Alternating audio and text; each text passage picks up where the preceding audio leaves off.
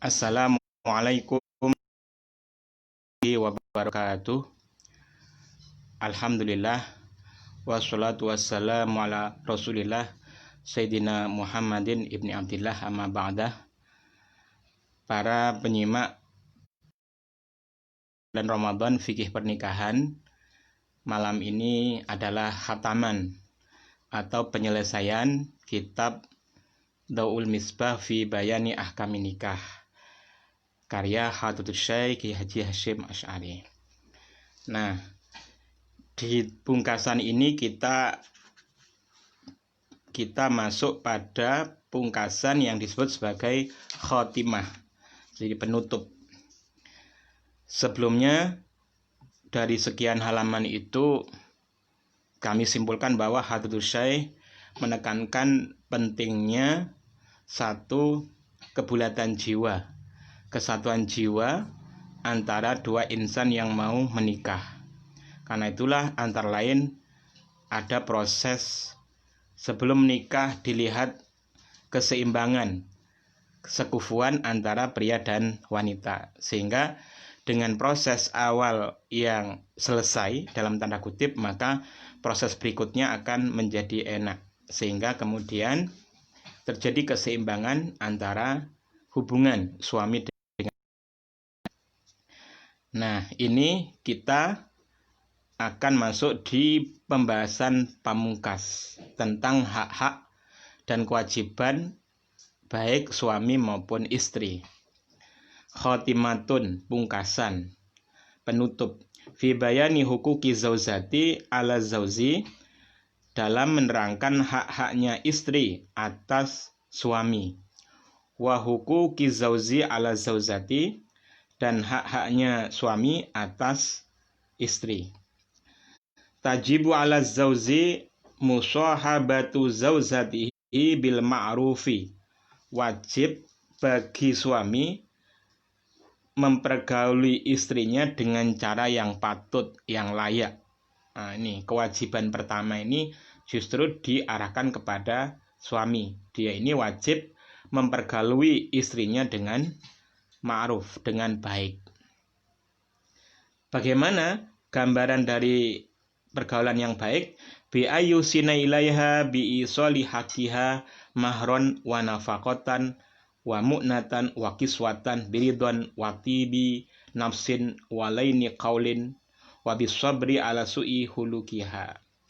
Jadi pergaulan yang baik itu meliputi pertama, si suami ini memperbagusi, tidak asal-asalan ya, memperbagusi, menyampaikan atau memenuhi haknya istri, yaitu mahar. Nah, maharnya ini yang baik. Nah, maharnya yang baik. Jadi jangan terlalu murah, tetapi juga jangan terlalu mahal. Nah, Rasulullah sendiri ini maharnya kepada istrinya dalam hadis Sahih Muslim itu 500 dirham. Itu ada yang memperkirakan itu sekitar 40 juta. Karena satu dinar itu sama dengan 10 dirham. Kalau 500 dirham berarti sekitar 50 dinar. Satu dinar itu mendapat kambing satu. Kalau kambing satu itu harganya 1 juta misalnya, maka kurang lebih sekitar 40-an juta. Nah, ini mahar Rasulullah. Ini. Jadi beliau ini bukan orang yang miskin, beliau adalah orang yang kaya. Tetapi sangat peduli terhadap orang miskin. Tetapi Rasulullah juga memberi teladan agar para lelaki juga tidak putus asa ketika dia punyanya apa, ya udah sesuatu yang bisa ditukarkan, yang punya apa, nilai. Nah, karena itulah dalam mazhab Hanafi itu mahar itu dibatasi minimal 10 dirham. Nah, 10 dirham. Nah, kemudian rata-ratanya adalah 500 dirham. Tetapi Rasulullah juga memberi hiburan kepada kita. Itu perempuan yang paling berkah adalah perempuan yang maharnya sedikit. Artinya supaya orang-orang yang papa ini tidak putus asa. Tetapi kalau punya kemampuan, maka jangan main-main dengan mahar. Maharnya harus nilai yang bagus agar ini menjadi titik awal dari pergaulan yang baik antara suami istri. Wa nafaqatan, dan memperbagusi nafkahnya, wa munatan, dan biaya hidup, iswatan, dan sandang. Sandang biridon, dengan kerelaan, wati binafsin. Nah, ini menarik sekali, wati binafsin, dan jiwa yang bagus. Nah, jiwa yang bagus, jiwa yang top bayat ya ibu. Nah, jiwa yang bagus, walaini kaulin, dan ucapan yang halus. Nah, ini ucapan yang halus ini penting bagi suami kepada istri. Jangan sampai istrinya dikasari. Kenapa? Karena perempuan itu suka kelembutan. Nah, tidak suka kekasaran. Jadi ini adalah karakter-karakter yang penting sekali, wajib dimiliki oleh suami. Kemudian pada istri ada akhlaknya yang kurang baik, maka wabisobri ala su'i hulukiha, bersabar atas kejelekan akhlaknya si istri. Kemudian kewajibannya yang lain, wa ayuslikaha sabilal khair, atau yusallikaha, begitu, yaitu istri sabilal khair, jalan kebaikan, wal ibadati, dan ibadah, wa ayyu'allimaha ma tahtaju ilaihi fiddin min ahkami taharati wal haidi was sholawati allati taqtadiha wallati la taqdiha. Kemudian suami ini wajib mengajari istri apa-apa yang dibutuhkan dalam agama, yaitu contohnya hukum-hukum bersuci, tentang haid, sholat yang diqadha maupun yang tidak. Nah, landasan kewajiban suami ini wajib musahabatu zaujati bil ma'ruf adalah ayat wa ashiruhunna bil ma'ruf, pergaulilah mereka bil ma'ruf dengan cara yang layak, yang menurut ukuran masyarakat adalah baik. Wa qala azza wa jalla, demikian juga ayat walahunna mislul ladzi alaihinna bil ma'ruf walirijali alaihinna, jadi pergaulan yang baik. Warin Nabi sallallahu alaihi wasallam qal, dari Nabi Muhammad qal, beliau bersabda fi hajjatil wada, pada haji perpisahan. Jadi ini termasuk di antara hadis yang terakhir. Bada'an hamidallaha azza wa jalla, setelah beliau memuji kepada Allah, wasna alaihi wa'adha, kemudian Allah memuji kepada Allah, kemudian wa'adha, beliau memberi nasihat. Nasihatnya bagaimana? Ala wastausu bin nisa'i khairan. Ala, ingatlah, berwasiatlah kalian, berpesanlah kalian tentang perempuan, khairan, yaitu wasiat yang baik. Wasiat yang baik atau wasiat dengan kebaikan. Jadi jangan sampai dengan sesuatu yang tidak baik. Kenapa begitu? Fa innama hunna awanun indakum. Karena sesungguhnya mereka ini adalah penolong indakum, bagi kalian. Nah, jadi istri itu adalah penolong bagi kita. Karena itulah ada ulama sufi yang konon menyatakan bagian dari dunia, tetapi istri itu adalah bagian dari akhirat. Kenapa? Karena dengan istri maka suami menjadi terbantu atas keagamaannya. Ini sama dengan semangat egaliter dari Sayyidina Umar bin Khattab ketika beliau sempat dimarahi oleh istrinya. Ternyata beliau itu diam saja. Ternyata kenapa kok diam saja? Karena ya beliau harus berterima kasih kepada istrinya yang membantu agamanya, membantu mengurus anak-anak dan seterusnya. Jadi karena itulah ada kalangan sufi yang mengatakan istri itu adalah bukan bagian dari dunia tetapi bagian dari akhirat.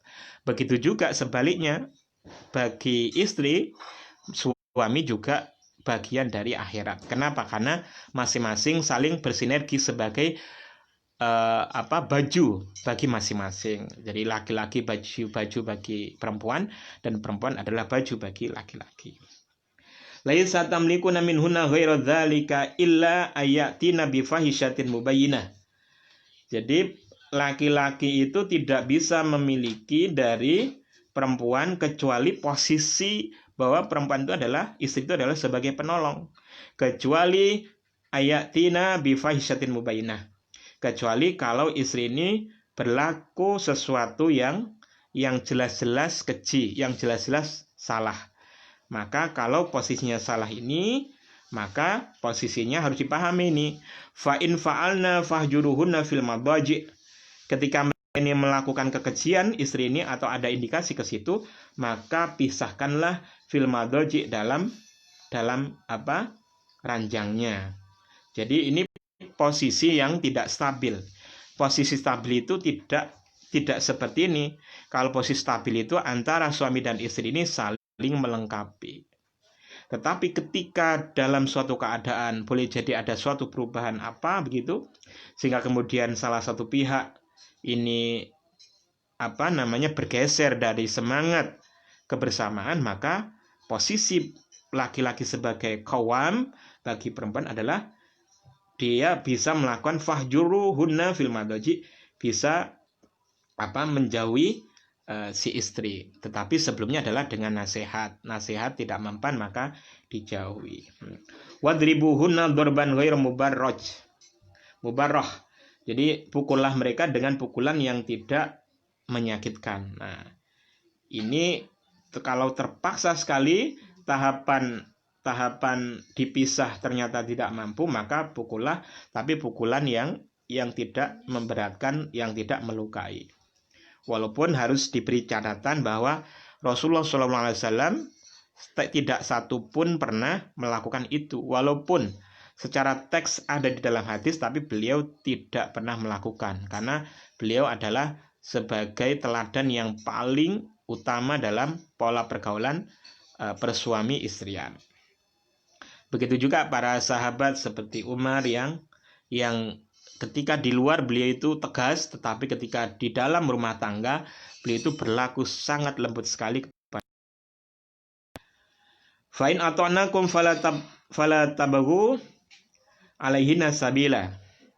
Fala tabaghu alaihina sabila.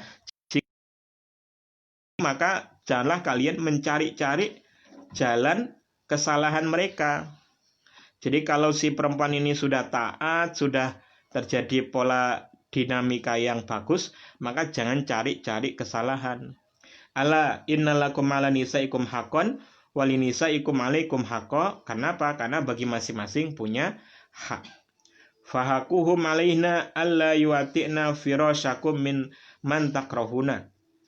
Hak kalian atas mereka adalah agar kalian ini tidak memasukkan, agar perempuan ini tidak memasukkan di tempatnya dia ini mantak rohuna, yaitu laki-laki yang dibenci oleh si suami. Jadi jangan sampai menerima tamu sampai masuk ke kamar. Walaya dan nafi buyutikum liman takrohun, dan jangan mengizinkan di rumah kalian bagi orang yang dibenci oleh suami. Ala wahakuna alaikum antusinu ilaihinna fi kiswatihinna wa ta'amihinna. Dan haknya si istri kepada kalian adalah ketika kalian memperbagusi kepada mereka pakaiannya dan makanan. Jadi makanannya, pakaiannya ini diperbagusi oleh suami. Nah, ini hanya istri. Wa qala Rasulullah sallallahu alaihi wasallam hakul mar'ati 'ala zawji ayut imaha idza ta'ima. Jadi haknya istri kepada suami adalah ketika si suami ini memberikan fasilitas makanan ketika sesuai dengan makanan apa yang dimakan oleh suami. Wa yaksuha idaktasa, dan memberi sandangan ketika ada sandangannya.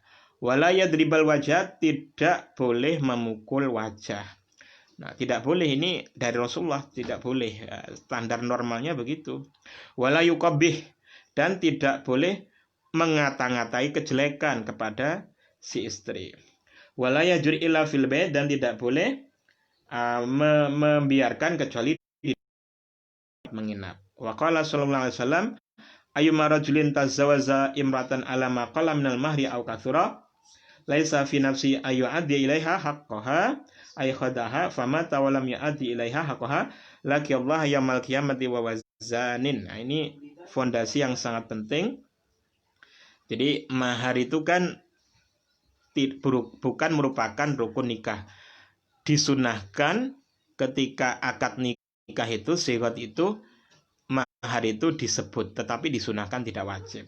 Nah, kemudian di sini ayyuma rajulin, yang mana saja laki-laki yang menikah dengan perempuan atas mahar yang sedikit atau yang banyak, tetapi si laki-laki ini tidak ada pada dirinya niat untuk memenuhi haknya si istri, yaitu dia itu bermaksud hanya kepentingannya saja, menipu, maka kemudian si laki-laki meninggal dan tidak haknya si istri. Kenapa? Karena dia belum memenuhi haknya si istri, maka Allah di hari kiamat dalam keadaan dia orang yang berzina. Jadi seperti orang berzina. Kalau si suami itu dalam hidupnya tidak pernah ada haknya si istri. Wa qala inna min akmal mu'minina imanan ahsanuhum hulukan wa tawfuhum bi ahlihi. Sesungguhnya di antara kesempurnaan orang yang beriman, yaitu imannya yang paling sempurna adalah yang paling baik akhlaknya, yang paling lembut kepada istrinya atau keluarganya. Jadi mukmin yang paling sempurna itu, imannya yang paling sempurna adalah baik akhlaknya dan yang paling lembut kepada istrinya. Nah, karena memang secara psikologis, kenapa ada semacam pembedaan antara laki-laki dan perempuan? Karena namanya laki-laki perempuan itu tidak bisa disamakan. Misalnya ada seorang penulis namanya Ratna Megawangi, beliau punya buku Biarkan Berbeda. Jadi memang dibiarkan berbeda. Studi psikologis dari dulu, dari sampai sekarang, tidak mungkin menyamakan persis laki-laki dengan perempuan. Pasti ada perbedaan.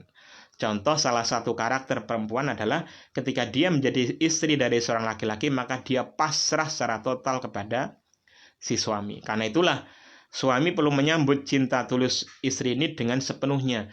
Jangan mentang-mentang karena si istri sudah berada di dalam biduk rumah tangganya kemudian dizalimi. Nah, ini tidak baik. Wa qala sallallahu alaihi wasallam khairukum li ahlihi wa ana khairukum li ahli. Kalian untuk keluarganya dan aku adalah yang paling baik bagi kalian untuk keluargaku. Kemudian beliau juga bersabda, ar-rajulu ra'in fi alihi wa mas'ulun an ra'iyatihi. Laki-laki itu adalah pemimpin di keluarganya dan bertanggung jawab atas pemimpinnya. Dan setiap kalian akan dipertanggungjawabkan atas kepemimpinannya. Kemudian Allah bersabda, Allah berfirman, wa'mur ahlaka bis-shalah, perintahkan keluargamu dengan sholat.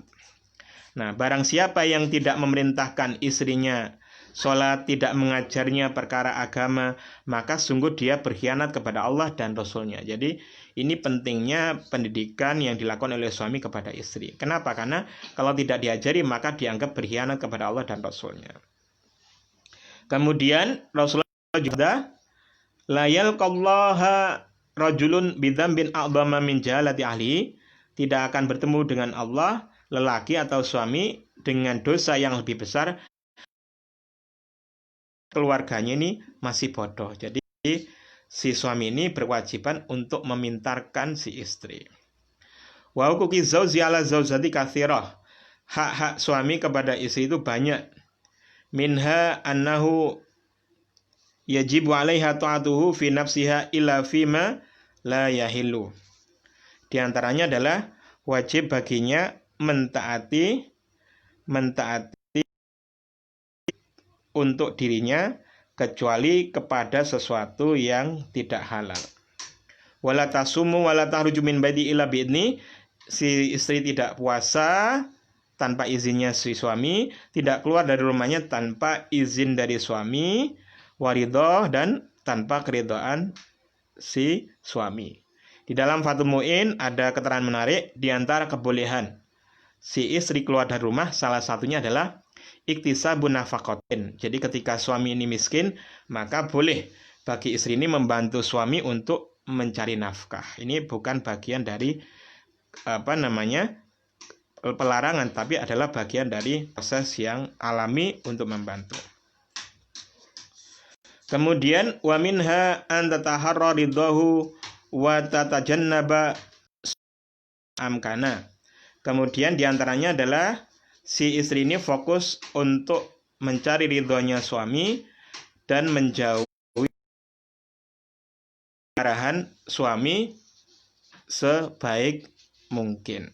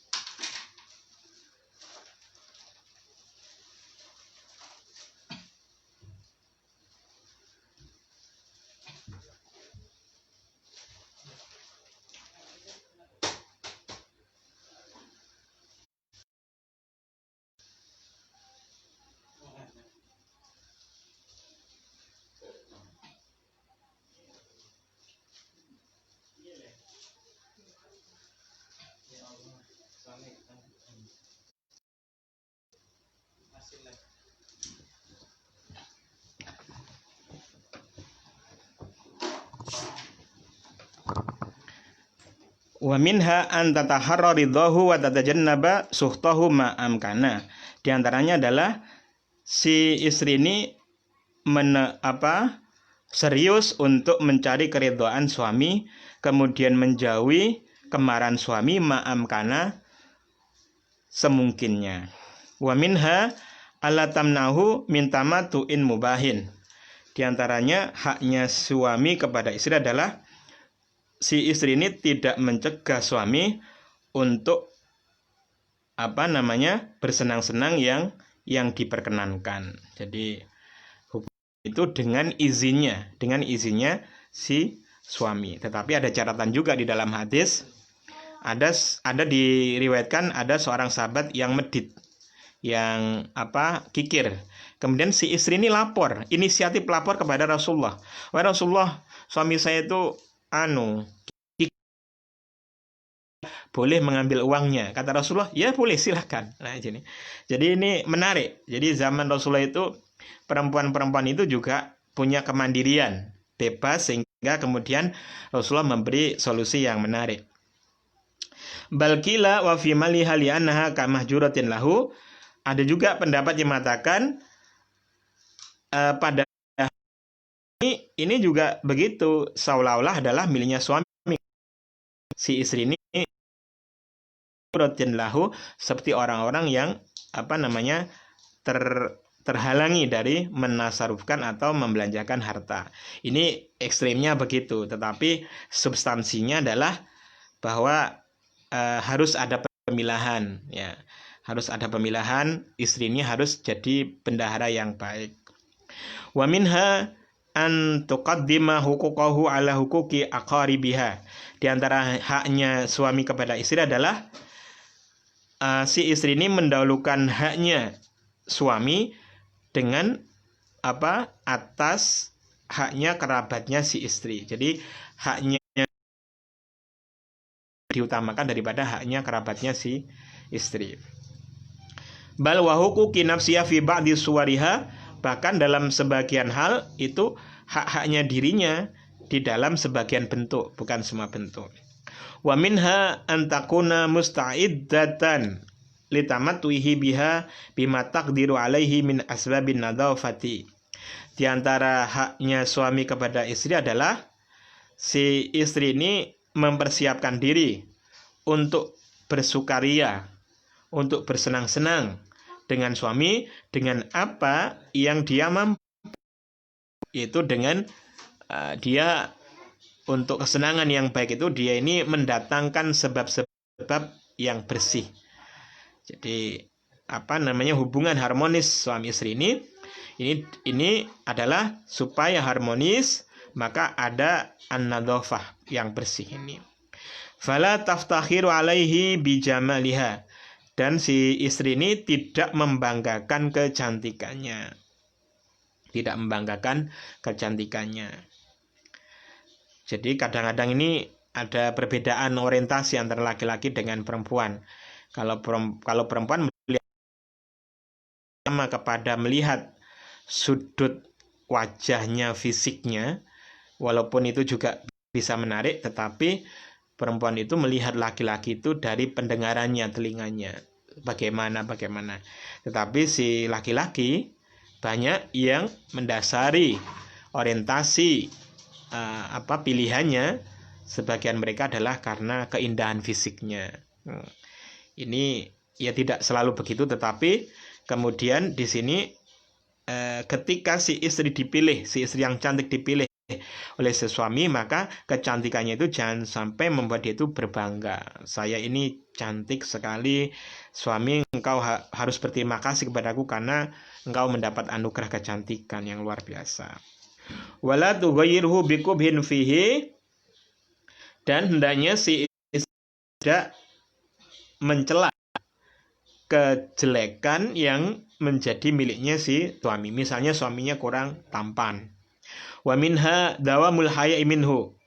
Di antara haknya si suami adalah si istri, antara haknya si istri adalah, kewajibannya istri adalah dawamul haya' minhu, yaitu istri dalam keadaan selalu malu kepada si suami. Jadi walaupun tidak diajarkan begini, niscaya kita tahu bahwa rasa malu yang dimiliki oleh para perempuan itu pada utamanya lebih besar pada perempuan. Kalau di dalam psikologi itu ada dikatakan laki-laki itu fokusnya kepada sesuatu yang global, yang teoritis. Nah, si perempuan banyak yang walaupun dia orang pintar tetapi sangat sangat memperhatikan sesuatu yang detail, yang praktis, yang sosial. Sehingga ada perbedaan karakter dasar yang ketika di dalam pernikahan akan disatukan, perbedaan itu menjadi indah. Wa ghaddi tarfiha qudamahu, dan mengendalikan matanya di hadapan suami. Wa ta'atu li amrihi, dan taat kepada perintah suami. Wa sukutu inda kalamihi, dan diam ketika si suami ngomong. Wal qiyamu inda qudumihi wa hurujihi, menyambut kedatangan suami maupun ketika suami mau keluar bekerja. Wa minha ardu nafsi alaihi inda naumi, di antara yang menjadi haknya itu tadi adalah menawarkan dirinya, ya, kewajiban si istri menawarkan dirinya kepada suami ketika mau tidur. Jadi ditawarkan. Nah, ini bagian dari kewajiban si istri. Wa tarkul hiyanati inda ghaibatihi fi firashihi aw malihi, meninggalkan khianat ketika suami tidak ada urusan ranjangnya maupun urusan hartanya. Jadi tidak berbuat khianat, tetapi berbuat yang proporsional, berbuat yang benar. Watibur raihati lahu, dan si istri ini wajib memakai wangian. Jadi tubuhnya ini wangi bagi si suami, supaya kemudian ada nuansa romantis. Wa ta'ahudul fami bitib, dan kemudian menjaga mulutnya dengan wewangian, sikat gigi atau pakai alat yang bisa untuk mewangikan. Wa minha dawamuz zina fi hadratihi, di antaranya adalah dalam keadaan berhias di hadapan suami. Wa tarkiha fi ghaibatihi, dan meninggalkan perhiasan, menghias-hias ketika si suami sedang tidak ada. Jadi kadang-kadang kebalik, kalau di rumah si istri ini tampil apa adanya, melorot begitu sehingga tidak menarik. Nah, tetapi ketika di luar berhias seindah-indahnya. Ini sebenarnya tidak tepat. Yang benar adalah ketika di rumah si istri ini tampil menarik. Nah, ketika di luar rumah bolehkah berhias? Boleh. Bolehkah pakai wangian? Boleh, tapi jangan yang mencolok ya, standarnya saja. Tetapi jangan sampai dibalik, kalau di rumah melorot-melorot, tampil apa adanya, tapi kalau di luar wah menjadi glamor. Nah, ini jadi persoalan. Sebenarnya ketika berhias berlebihan itu untuk siapa? Bukankah keindahan perempuan itu adalah untuk suaminya, untuk anak-anaknya. Ketika berhias di luar rumah itu untuk kepantasan. Jadi ini juga harga diri. Suami punya istri harga diri. Kalau istrinya ini melorot-melorot ketika di luar rumah, kan juga tidak pantas. Jadi ya standarnya lah, standarnya.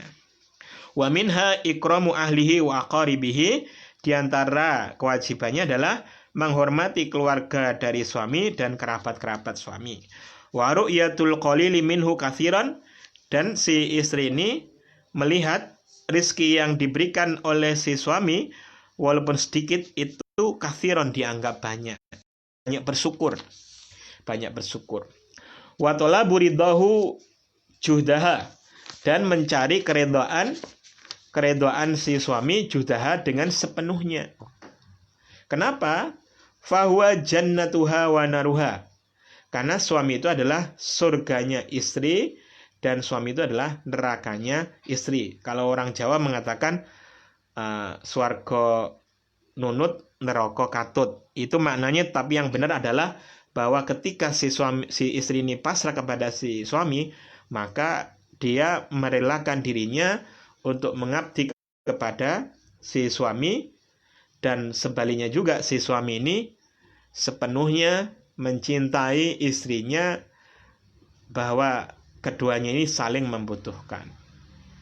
Faqad ruwiya anin Nabi sallallahu alaihi wasallam idza atu khamsaha wa shamat saraha wa fidat farjaha wa ta'at zawzaha qila laha udhulil jannata min ayyi abwabil jannati syi'ti. Ketika perempuan itu sholat 5 waktu, puasa 1 bulan di bulan Ramadan, menjaga kehormatannya, mentaati suaminya, maka dikatakan, udhuli al jannata min ayyi abwabil jannah syi'ti. Masuklah ke surga di pintu manapun yang kau kehendaki. Jadi ketika kondisi ini melakukan sholat 5, menjaga kehormatannya, mentaati suaminya, maka surga mana saja dia bisa masuk.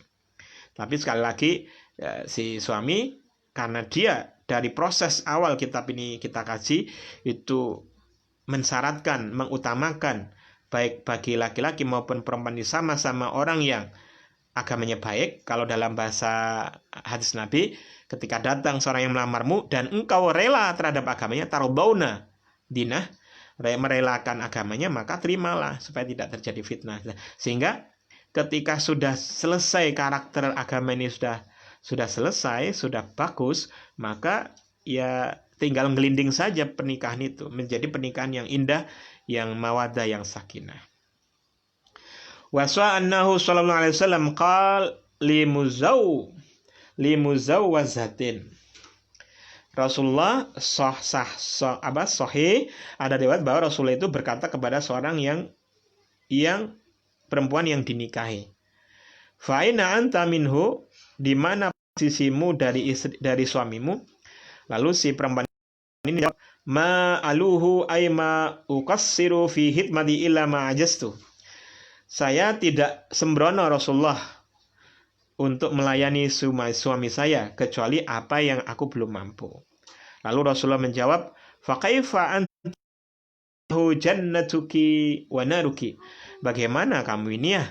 Karena sesungguhnya suami itu adalah, di suami itulah ada letak surgamu dan nerakamu. Artinya dari hadis ini, an Aisyah radhiyallahu anha qalat, dari Aisyah, sa'altu Rasulullah sallallahu alaihi wasallam ayun nas a'dhamu haqqan 'alal mar'ati. Saya bertanya kepada Rasulullah, manusia yang mana yang paling agung, yang paling mulia, yang haknya itu paling besar atas si istri? Lalu Rasulullah menjawab, zauzuha, suaminya. Jadi yang punya hak yang paling besar bagi istri adalah suaminya. Kemudian kultu, aku bertanya, fayunasi a'dhamu haqqan 'ala rajuli qala Jadi lalu manusia mana yang lebih banyak haknya untuk suami, yaitu ibunya. Jadi suami itu punya kewajiban yang banyak kepada ibunya, sedangkan istri itu punya kewajiban yang banyak kepada si suaminya. Warwiya anna imratan qalat, sesungguhnya diriwayatkan adalah Rasulullah, ana rafidatun nisa ilaika, saya ini adalah utusan para perempuan. Nah, ini semacam di demo Rasulullah. Jadi seorang perempuan yang sangat sangat berani. Tsumma dzakarat ma lirijali fil jihati minal ajri wal ghanimah. Lalu satu yang menjadi milik laki-laki, itu laki-laki itu punya pahala jihad, ada ganjarannya ya, kemudian ada dalam jarahan peperangan. Kemudian perempuan ini berkata begini, fama lana min dalik. Lalu kalau si laki-laki itu punya bagian dari jihad, perang begitu itu, lalu bagian kami apa ya Rasulullah? Lalu Rasulullah menjawab, abligi man lakiti minan nisa anna ta'ata zawzi wa tirafan bihaqqihi ya'dilu dhalik wa qalilun min kunna man yaf'aluhu. Sampaikan kepada orang yang engkau akan bertemu nanti dari para perempuan yang kamu adalah jadi utusan mereka, bahwa sesungguhnya mentaati suami, mengakui hak-hak suami itu sebanding dengan jihadnya laki-laki. Jadi jihadnya perempuan, para istri itu adalah ketika dia itu taat kepada suaminya dan mengakui hak-hak yang besar suaminya atasnya.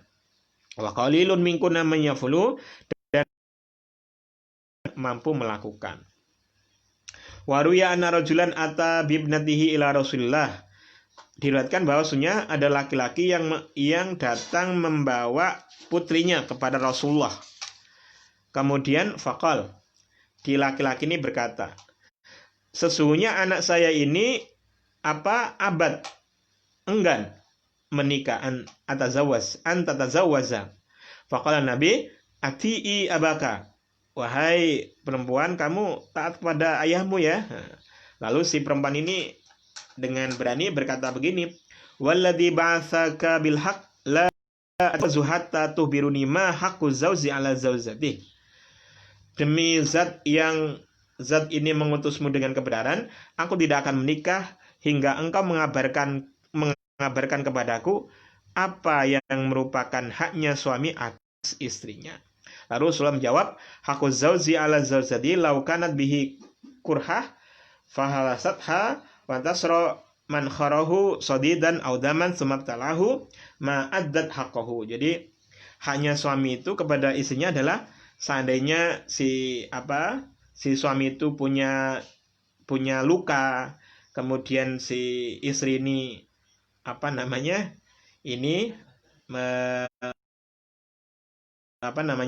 dilatih merasakan lukanya itu, atau dari dua lubang hidungnya itu ada nanah atau darah, kemudian lalu menelan si istri ini, ma'adat haqqahu, maka yang kayak gitu itu belum memenuhi haknya si suami. Jadi ini menggambarkan betapa besarnya haknya suami atas istrinya, sehingga diibaratkan semacam itu. Lalu mendengar hal yang sangat mengherankan ini, perempuan itu menjawab, qalat walladzi ba'atsaka bil haqq la atazawwazu zat yang mengutusmu dengan aku tidak akan menikah selamanya. La tunkihuhunna illa bi'nina. Ya, kalau begitu wahai para wali, janganlah kalian menikahkan perempuan illa bi'nihina, kecuali dengan izinnya. Ini kemerdekaan si perempuan ini. Jadi ketika dia melihat bahwa haknya si suami ini sangat besar, dia nggak sanggup. Wah, saya nggak sanggup. Nah, mungkin kira-kira begini.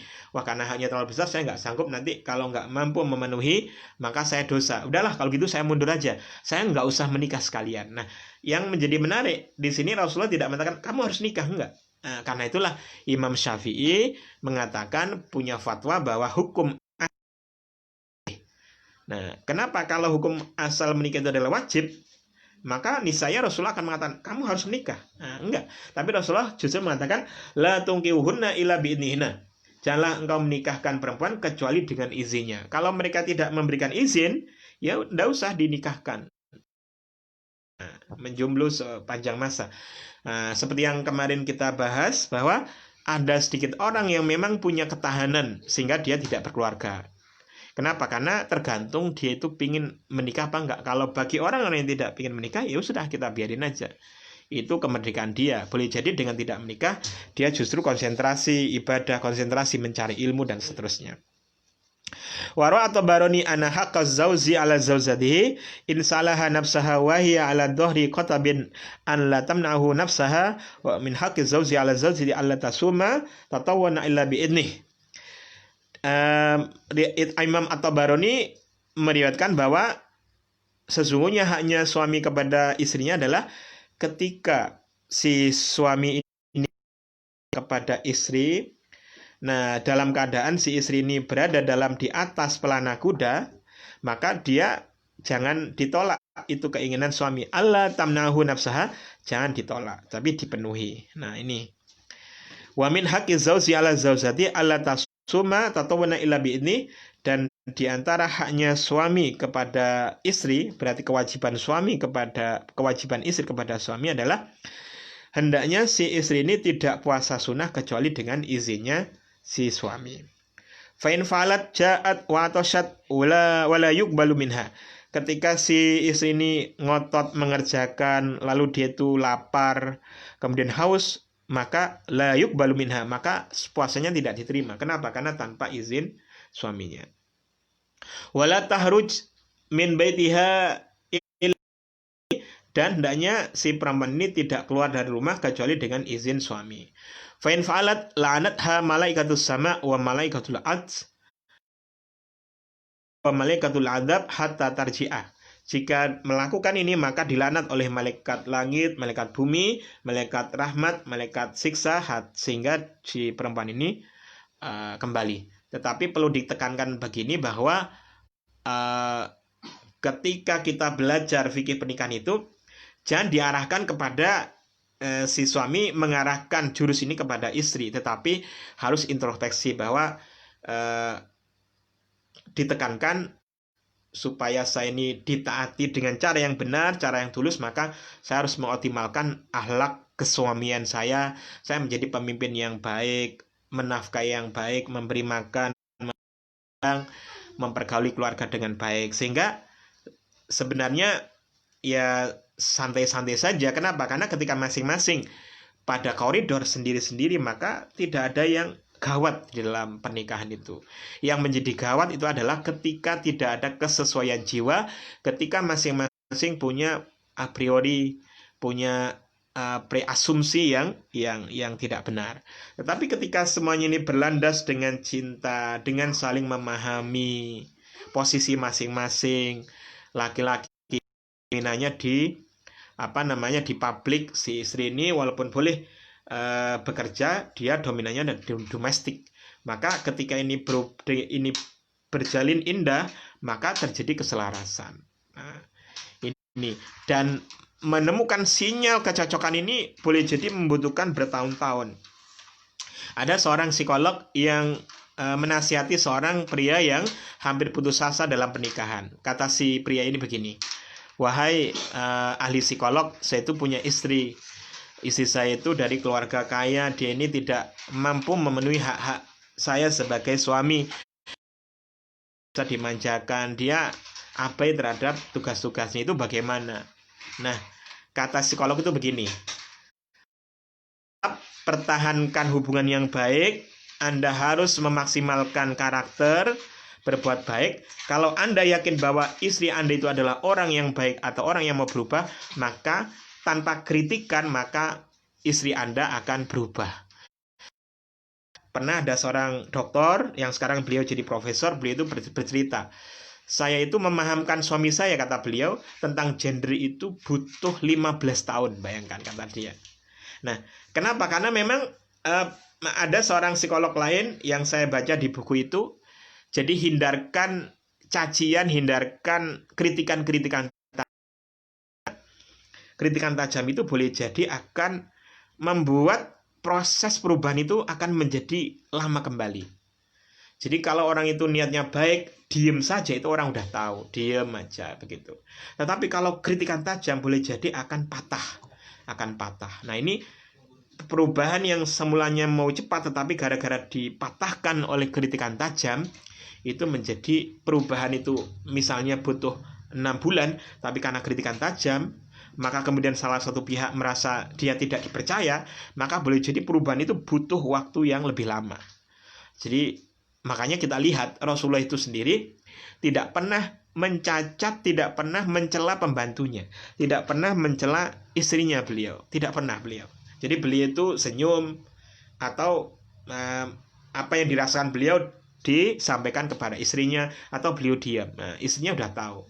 Jadi tidak kemudian dimarahin, dikata-katain, enggak. Rasulullah tidak seperti itu. Kenapa? Karena memang manusia itu punya ego sendiri-sendiri, sehingga mencaci, maki, kritik tajam itu memang tidak tepat. Itu justru memperlambat terapi kesesuaian kejiwaan antara suami istri. Dan sahih berita la yangdurullahu tabaraka wa taala ila imratin la tashkuru li zawjiha wa hiya la tastaghni anhu. Allah tidak melihat kepada istri yang tidak bersyukur kepada suaminya, padahal dia ini membutuhkan suaminya. Jadi Allah itu tidak melihat, tidak merahmati istri yang tidak bisa bersyukur kepada suaminya, padahal si istri ini butuh kepada suaminya. Wa ja'anin Nabi sallallahu alaihi wasallam qal arba'atun minan nisa fil jannah. Ada 4 kategori perempuan di surga. Warbatun finnar, dan ada 4 kategori perempuan di neraka. Wa dzakara minal arba'at allawati fil jannah, disebutkan yang masuk surga itu adalah 1. Imra'atun afifatun ta'itatun lillah wa li zawjiha. Perempuan yang bisa menjaga diri, taat kepada Allah, taat kepada suaminya. Kemudian waludun, perempuan yang banyak keturunannya. Sobiratun, perempuan yang sabar. Qaniatun, perempuan yang menerima. Bil yasiri, dengan nafkah yang sedikit. Min zauziha, dari suaminya. Memang para ulama fikih misalnya membagi bahwa kriteria suami itu ada 3. Ada suami kaya, nah, ini makanya nafkahnya lebih besar. Ada suami yang sedang, mutawasid. Ada suami yang miskin. Nah, tetapi pernikahan itu indah kalau dimulai dari nol. Proses kesetiaan, kebersamaan ini akan menjadi pupukan hubungan yang harmonis, yaitu justru menjadi cerita-cerita yang indah. Kemudian dzatu haya'in in ghaba zawzuha hafidat nafsaha wa malah. Jadi yang perempuan ini, yang ahli surga ini adalah punya rasa malu. In ghaba zawzuha, ketika suaminya tidak ada. Jadi dia menjaga rumahnya. Hafidat nafsaha, menjaga dirinya. Wa malihi wa malahu, dan menjaga hartanya suami.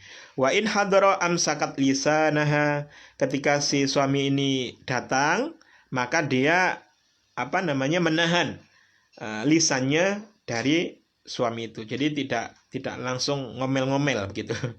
Walaupun dalam sejarahnya banyak juga omelan istri itu adalah bagian dari bumbu-bumbu kehidupan yang itu indah.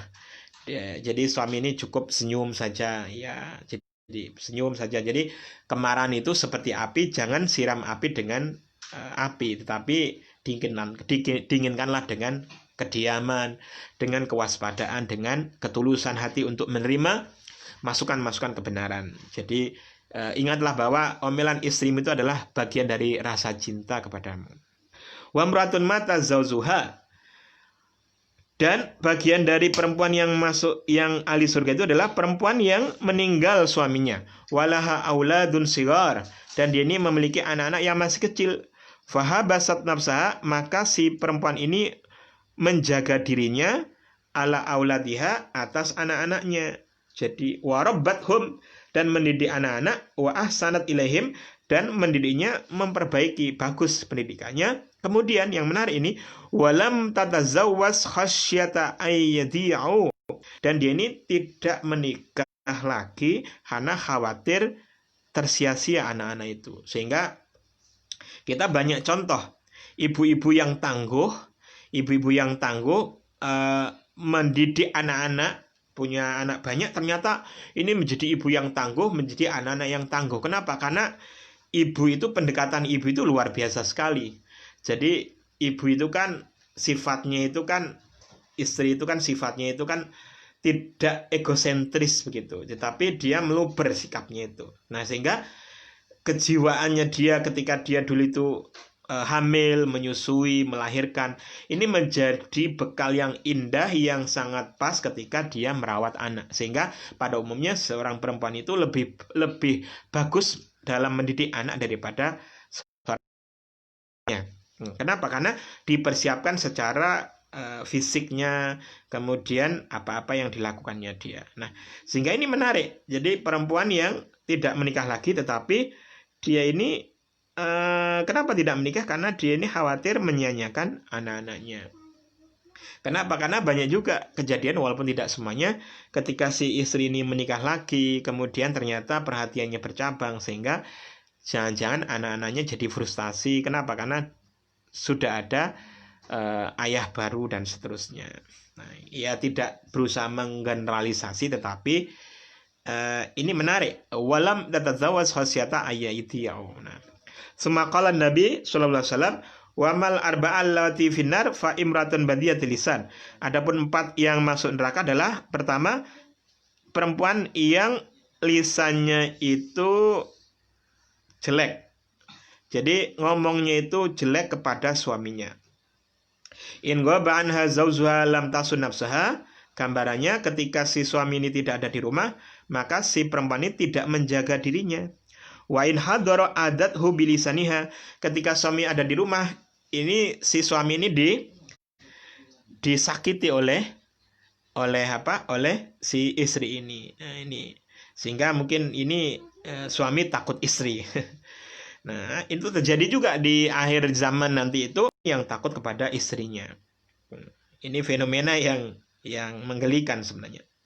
Sebenarnya tidak begitu. Yang benar adalah tidak ada yang takut, tetapi suami ini melindungi si istri, dan kemudian istri ini disayangi oleh suami. Wa mratun tukallifu zawjaha ma la yutiq.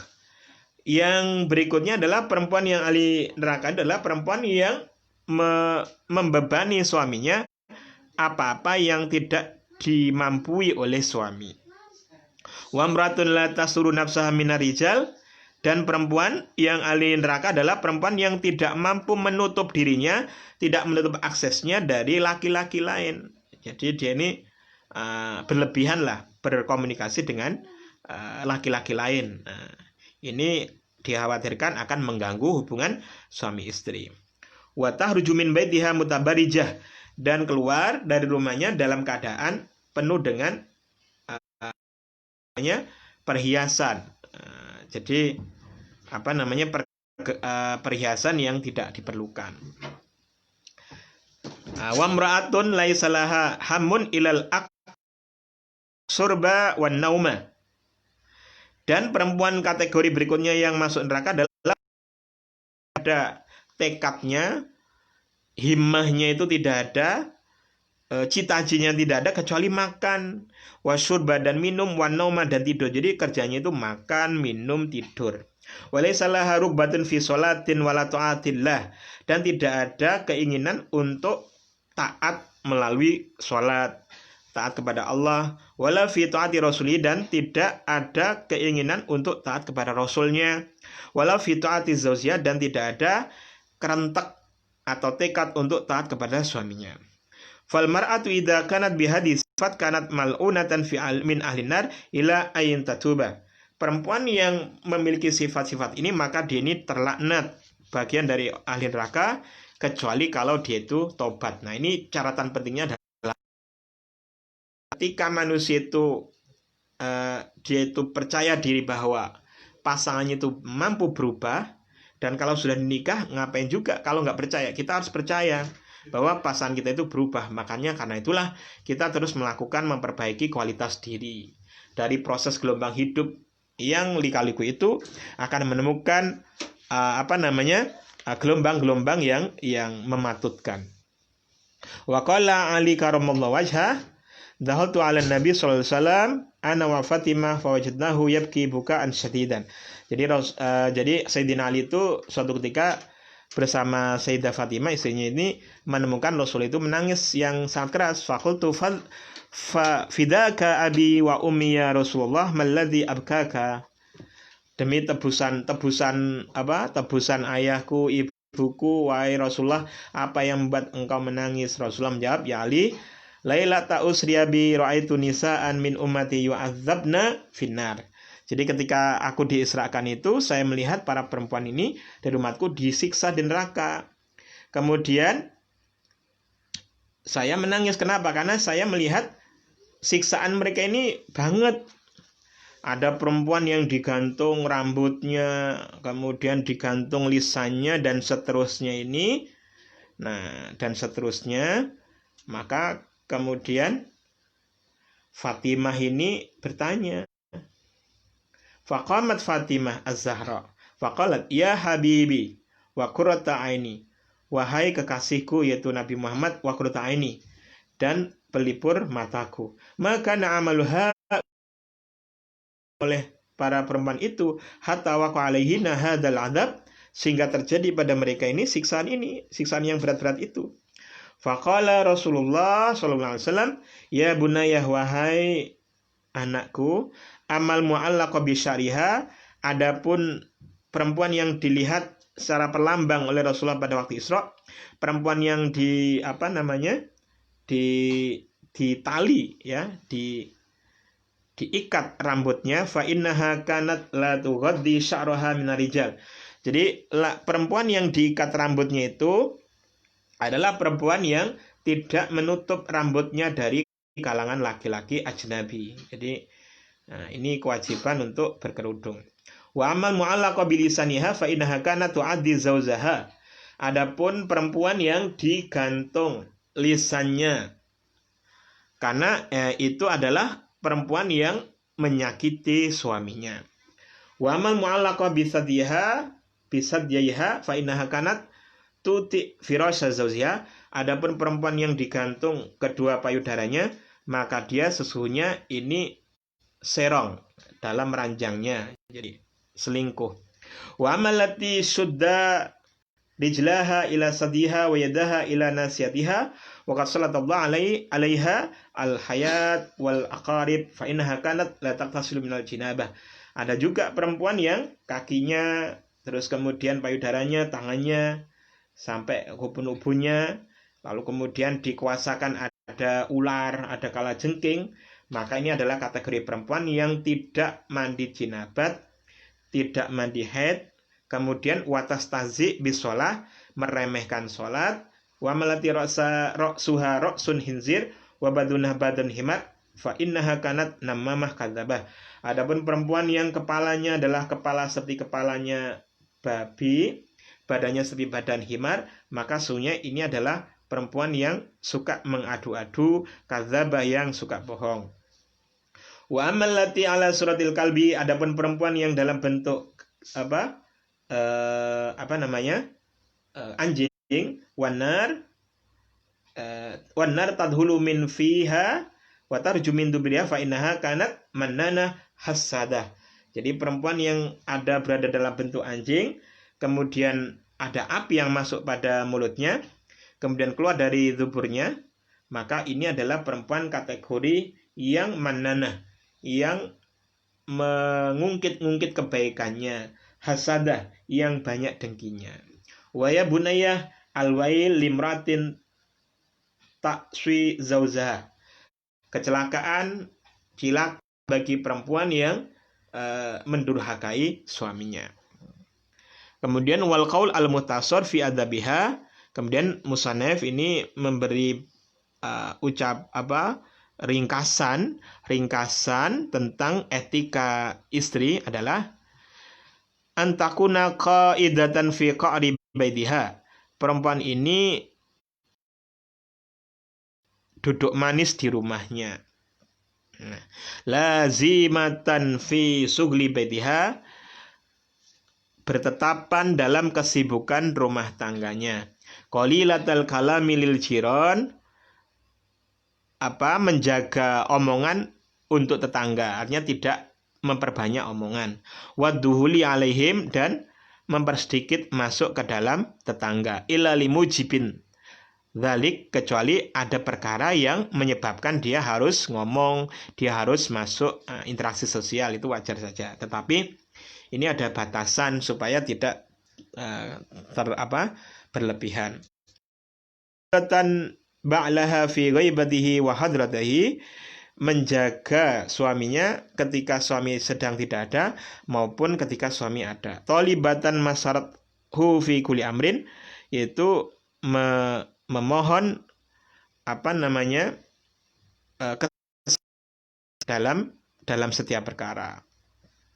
La tahruju min baitihi illa bi'idnihi, tidak keluar dari rumahnya kecuali dengan izinnya. Fa idza kharajat min baitihi bi'idnihi kharajat ghairu tabarrij fi milhafatin wasihatin wa thiyabi badlatin. Ketika keluar dari rumahnya dengan izinnya, maka keluarnya ini tidak berlebih-lebihan, tetapi dengan baju yang sederhana. Wa tagib tarfaha fi masyiha, menjaga matanya dalam perjalanannya. Wala tangdur yaminan wala shimalan, tidak toleh kanan toleh kiri. Wala muta'arif ali sadiqi ba'liha mutanakkirah ala man tadunnu annaha ya'rifuha. Ya, menjaga pergaulannya kepada teman suaminya, menyedikitkan interaksi pengenalannya. Wa hammuha sholahun, tekadnya adalah kebaikan. Sholahu syaniha, kebaikan perihal dari si istri itu. Jadi istri itu tekadnya adalah perbaikan dirinya. Wa tadbiru baitiha, dan mengatur rumahnya. Mukbilah ala sholatiha, yaitu dia konsentrasi sholat, wasiyamiha, dan puasa. Ghaira mustafhimah, tidak tanya, wala muawidah, tidak menjawab, fil kalam liman istadan albab, pada omongan orang yang minta izin untuk masuk rumah. Jadi maksudnya adalah ketika tidak ada hajat yang mendesak, maka dia tidak menerima tamu ketika si suaminya tidak ada di rumah. Atau dia diberi batasan-batasan oleh suaminya, ada kriterianya, Bu, istriku ini ada kaedahnya begini. Jadi kalau diatur begitu maka akan terjadi saling harmonis. Kemudian walaysa ba'lu hadir. Hadiron muhtadizatan min ayasma'a ajnabi sautaha aw ya'rifaha bisahsiha. Jadi dia ini menjauhi didengarkan suaranya oleh laki-laki asing. Aw ya'rifaha bisahsiha, atau dia ini jangan sampai suka dia ini diketahui keberadaannya. Musfiqatan ala auladiha, dia ini sayang kepada anak-anaknya. Hafidhatas sir, dia ini menjaga rahasia. Qasiratal lisan ansabil aulad, dia ini menjaga lisannya sehingga dia tidak mencacat anak-anaknya. Wa murajiataz zaus, dan tidak membantah suaminya. Faqad qila, dikatakan, idza dhahara fi imra'atin salatsu hisalin tusamma qahbah. Ketika ada pada perempuan 3 tindakan, tiga akhlak, maka dia disebut perempuan yang qahbah, perempuan yang jelek. Hurujuha fin nahar mutabarijah, yaitu apa? Itu dia itu keluar di siang hari dalam keadaan berlebih-lebihan perhiasannya. Wa nadruha ilal ajanib, dia ini suka melihat kepada laki-laki asing. Waraf usautiha, dan dia ini mengangkat suaranya. Hai sutusmi'a al ajaniba, sehingga dia ini memperdengarkan suaranya kepada laki-laki asing. Walau kanat solihatan, walaupun perempuan itu sebenarnya adalah perempuan yang solih, tetapi li annaha syabahat nafsaha bil khabisah, tetapi karena dia ini menyerupakan dirinya dengan perempuan yang jelek, maka ya dia kategorinya perempuan yang jelek. Waqad qala Rasulullah sallallahu alaihi wasallam, man tashabba biqaumin fahuwa minhum. Barang siapa yang menyerupai suatu kaum, maka dia itu bagian dari mereka. Wa qala Rasulullah sallallahu alaihi wasallam libnatihi Fatimah radhiyallahu anha. Jadi Rasulullah ini berkata kepada anaknya Fatimah, ayyusya'in khairun lil mar'ah, wahai Aisyah, wahai Fatimah, sesuatu apa yang lebih baik, sesuatu apa yang lebih baik bagi perempuan? Lalu Fatimah menjawab, Allah taro rojulan wala yaroha rojulun. Iljalnya Rasulullah, wahai ayahku, si perempuan ini tidak melihat laki-laki yang lain dan laki-laki lain tidak melihat perempuan itu. Nah, fadammaha ilaihi sallallahu alaihi wasallam. Lalu kemudian Fatimah ini dirangkul oleh Rasulullah. Dzurriyyatan ba'duha min ba'din. Ini adalah keturunan yang sebagian adalah menjadi penguat bagi yang sebagian lain.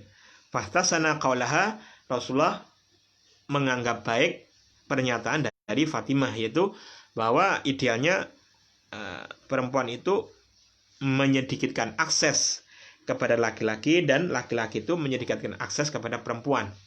Kenapa? Karena ya kenyamanan, kejiwaan perempuan dan laki-laki itu beda. Kalau laki-laki itu pada dasarnya suka untuk berinteraksi dengan lawan jenis, tapi kalau si istri perempuan itu dia ini kadang-kadang risih, dan ini bagus, sifat yang bagus, risih ketika dia ini diketahui keadaannya oleh laki-laki yang lain. Nah, sehingga ketika Islam ini menjaga betul pola pergaulan si perempuan ini, bukan berarti membatasi hak-haknya perempuan, tetapi karena memang kejiwaan perempuan itu, fitrahnya itu seperti itu. Dia ini lebih nyaman ketika dia bergaul dengan sesama mereka. Nah, jadi perempuan dan laki-laki ini, kalau laki-laki kewajibannya global, teoritis seperti itu, kemudian kalau perempuan ini kewajibannya lebih detail itu. Kenapa? Karena memang ini adalah untuk menjaga kehormatan dari si perempuan itu, menjaga kehormatan. Jadi ketika perempuan itu dididik oleh suaminya, maka kemudian ketika dia menjadi si istri dari suaminya, maka dia adalah dalam ketaatan, dalam kehormatan. Kemudian sebaliknya, si suami adalah dalam cinta, dalam sayang, penuh percaya kepada istrinya. Jadi saling melengkapi. Nah, kemudian wallahu alam bisawab, Allah lebih tahu yang benar. Wa ilaihil marji wal ma'ab, dan kepada Allah tempat kembali. Artinya kita kembali kepada Allah. Wassalamualaikum ala Sayyidina Muhammad kasiful hijab. Salatu salam atas Sayyidina Muhammad yang membuka hijab, juga kepada keluarganya, para sahabatnya, yaitu waman salaka sabila man anab, itu orang yang menempuh jalan yang kembali kepada kebenaran. Walhamdulillahirabbil alamin, dan segala puji bagi Allah. Sehingga dari sini kita alhamdulillah sudah selesai pengajian kitab Dhaul Misbah. Kami mohon maaf sebesar-besarnya karena pasti banyak kekurangan. Intinya bahwa Hadratus Syekh ini mengarang kitab ini agar diketahui hak-hak kewajiban suami istri, sehingga masing-masing tidak menzalimi yang lain. Nah, ketika kemudian ikatan itu adalah ikatan kesesuaian, ikatan cinta kasih kepada istri, kepada keluarga, maka yang diharapkan adalah biduk rumah tangga yang sakinah mawaddah warahmah. Ketika masih muda ini adalah penuh mawaddah, maka setidaknya ketika sudah tua, maka yang ada adalah rahmah. Rahmah itu adalah kasihan. Kenapa? Karena rahmah ini dilandasi adalah tanggung jawab. Kenapa? Karena dia sudah memilih mitsaqon ghalidho, ikatan yang kuat sebagai suami. Nah, si istri pasrah kepada suami, dan si suami mencintai istrinya, menghormati istrinya, menjaga akhlaknya. Keduanya bisa saling watawassaw bil haqqi watawassaw bis sabr. Demikian wallahu muwaffiq ila aqwamit thoriq. Wassalamualaikum warahmatullahi wabarakatuh.